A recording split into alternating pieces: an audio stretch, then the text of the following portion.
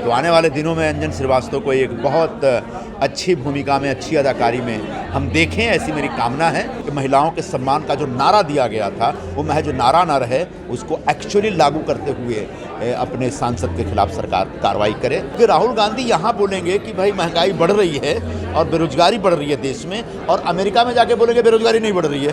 5 years industry में हो गए हैं सर, आप 75 साल की उनकी उम्र हो गई और मुझे लगता है 50-60 साल हो गए उनको एक्टिंग करते हुए।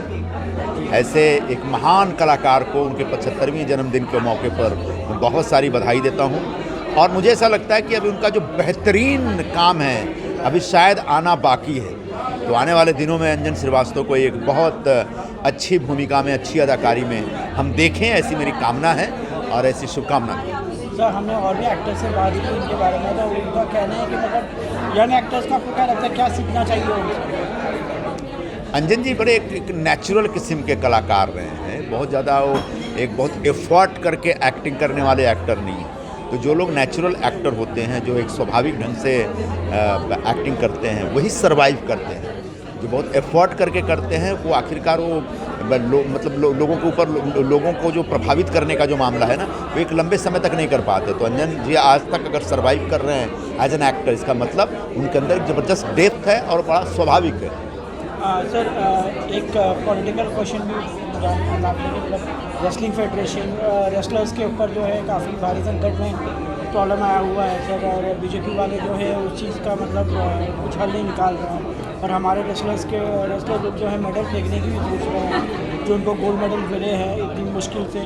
तो आप क्या कहेंगे उसके बारे में? ये शर्मनाक बात है कि भारतीय जनता पार्टी और मोदी सरकार जो बेटी बचाओ बेटी पढ़ाओ का नारा देती है, उनके राज में हमारे देश की जो मशहूर महिला पहलवान हैं, जिन्होंने हमारे देश का मान सम्मान अंतर्राष्ट्रीय मंचों पर बढ़ाया है, जो मेडल लेकर के आए हैं हमारे देश के लिए, वो लोग अपने खिलाफ यौन शोषण के खिलाफ एक अनशन पे बैठे हैं और सरकार से डिमांड कर रहे हैं कि आपका जो एमपी है वो WFI का अध्यक्ष होने की हैसियत से उसने बहुत सारी लड़कियों का यौन शोषण किया। आज तो इंडियन एक्सप्रेस ने जो सारे FIR की रिपोर्ट दी है वो अपने आप में बहुत ही खतरनाक रिपोर्ट है, उसमें बताया लड़कियों ने कि किस तरीके से उनका शोषण किया जाता था। ऐसे में मुझे लगता है कि भारतीय जनता पार्टी या मोदी सरकार को इस पूरे आंदोलन में जो महिला पहलवान उनके विरोध प्रदर्शन में राजनीति ढूंढने के बजाय तत्काल एक्शन लेना चाहिए अपने सांसद के खिलाफ, ताकि कोई फिर कभी ऐसी हिम्मत या दुस्साहस ना कर सके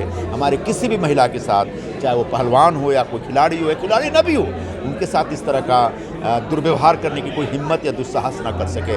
इसलिए बहुत ज़रूरी है कि महिलाओं के सम्मान का जो नारा दिया गया था वो महज नारा ना रहे, उसको एक्चुअली लागू करते हुए अपने सांसद के खिलाफ सरकार कार्रवाई करे, तत्काल उनकी गिरफ्तारी करे। सर राहुल गांधी के ऊपर भी कहा जा रहा है कि उन्होंने अपने कंट्री को बदनाम कर रहे हैं, PM को बदनाम कर रहे हैं बाहर देश जाके। आपका कहेंगे ये भारतीय जनता पार्टी का एक बड़ा गलत किस्म का नैरेटिव होता है।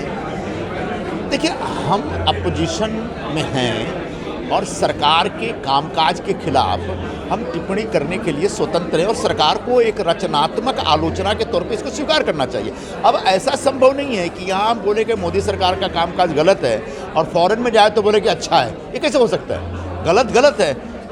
जो सरकार काम कर रही है, अगर उसके कामकाज के तरीके में कुछ गलती है, दोष है, कमी है, और उससे अगर लोगों को नुकसान हो रहा है, देश का नुकसान हो रहा है, अगर अर्थव्यवस्था खराब हो रही है, अगर बेरोजगारी बढ़ रही है, अगर महंगाई बढ़ रही है और लोग इससे त्रस्त हैं, और जिसका एक मुझे लगता है एक अभिव्यक्ति जिसकी कर्नाटक चुनाव में अभी हुई है, तो ऐसा नहीं हो सकता कि राहुल गांधी यहाँ बोलेंगे कि भाई महंगाई बढ़ रही है और बेरोजगारी बढ़ रही है देश में, और अमेरिका में जाके बोलेंगे बेरोजगारी नहीं बढ़ रही है।